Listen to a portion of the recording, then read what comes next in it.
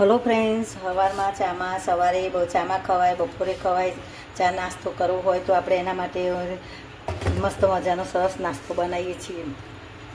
ચલો આપણે મળીએ. પહેલાં પૌવા પલાળી દીધા. હવે તેને થોડી વાર મૂકી રાખ્યા છે.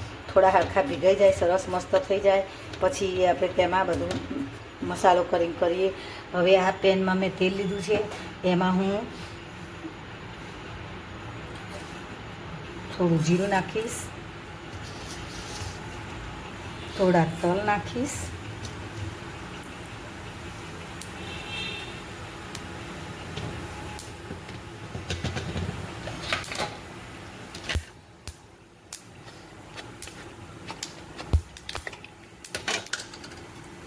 હિંગ નાખીશ થોડી,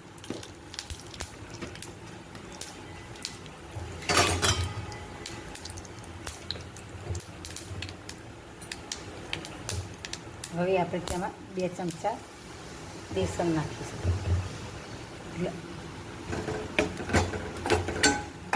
હવે આને આપણે શેકી લેવાનું.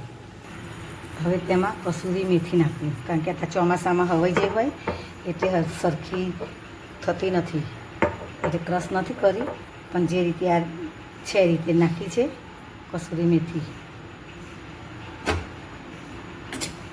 હવે આમાં શેકાઈ જશે.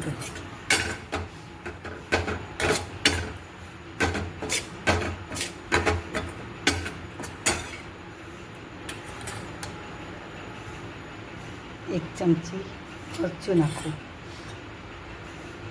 1 ચમચી હળદર નાખું.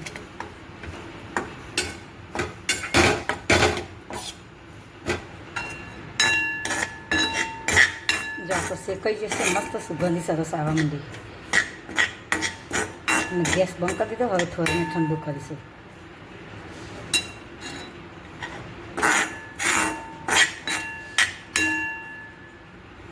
ત્યાં સુધી અહીંયા પર પૌવા જોઈએ. પૌવા પણ પલળી જશે. જુઓ, બસ આ રીતે. પછી હવે બધું નાખી પેલું ઠંડુ થાય એટલે પછી મસાલો કરીએ, લોટ બાંધી દઈએ. જો ફ્રેન્ડ્સ, આવો લોટ બાંધવાનો. જો મસ્ત બંધાઈ જશે. જુઓ, હવે બનાવીએ તેની પૂરીઓ.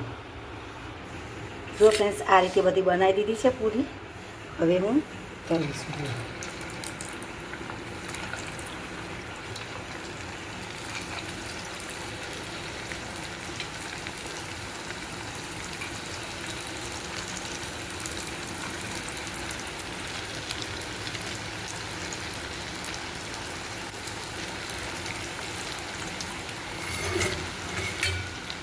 તેલ સરસ આવી ગયું છે. હવે ધીમે ધીમે કરીએ. આ પૂરી ચા સાથે મસ્ત લાગે છે. મેં એકવાર બનાવી, આ બીજી વખત હું બનાવું છું.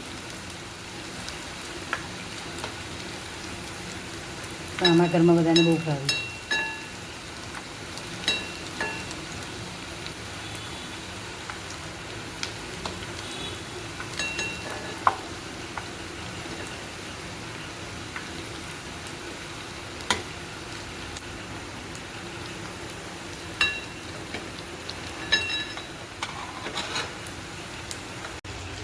જો ફ્રેન્ડ્સ, આપણી આ તરાઈ જાય છે. હજી બીજી આ તરાઈ છે. હજી આ બનાવવાની છે. આ તરાઈ છે. જો, અને આટલી આ તૈયાર થઈ જશે. બહુ મસ્ત પૂરીઓ બની ગઈ છે. બધાને ભાવે એવી છે. નાના મોટા સૌને નાસ્તામાં બાળકોને પણ મોકલાય સ્કૂલમાં. અને આપણે ચામાં ખાવી હોય તો કરાય. કોઈ ગેસ્ટ આવ્યો હોય તો પણ આપણે એને આપી શકીએ. બહુ મસ્ત છે.